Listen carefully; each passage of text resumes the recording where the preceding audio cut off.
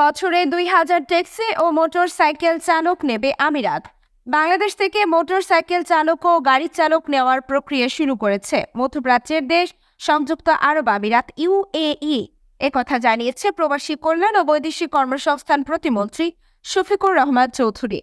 তিনি বলেছেন, বছরে অন্তত ২,০০০ ট্যাক্সি ও মোটর সাইকেল চালক নেবে আমিরাত সরকারের মালিকানাধীন সংস্থা দুবাই ট্যাক্সি।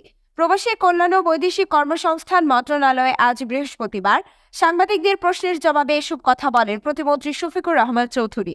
এর আগে সকালে তার সঙ্গে সৌজন্য সাক্ষাৎ করেন ঢাকায় নিযুক্ত সংযুক্ত আরব আমিরাতের রাষ্ট্রদূত আব্দুল্লাহ আলী আল হামুদি।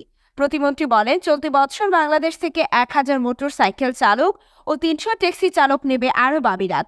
আগামী বছর থেকে কমপক্ষে ২,০০০ করে ট্যাক্সি ও মোটর সাইকেল চালক নেবে দেশটি। প্রতিমন্ত্রী বলেন, সংযুক্ত আরব আমিরাত বাংলাদেশের বন্ধুপ্রতিম দেশ। দেশটির সঙ্গে বাংলাদেশের রয়েছে ঐতিহাসিক সম্পর্ক। দক্ষ জনবল পাঠানোর মাধ্যমে বন্ধুপ্রতিম দুই দেশের মধ্যে সৌহার্দ্যপূর্ণ সম্পর্ক আরও জোরদার হবে।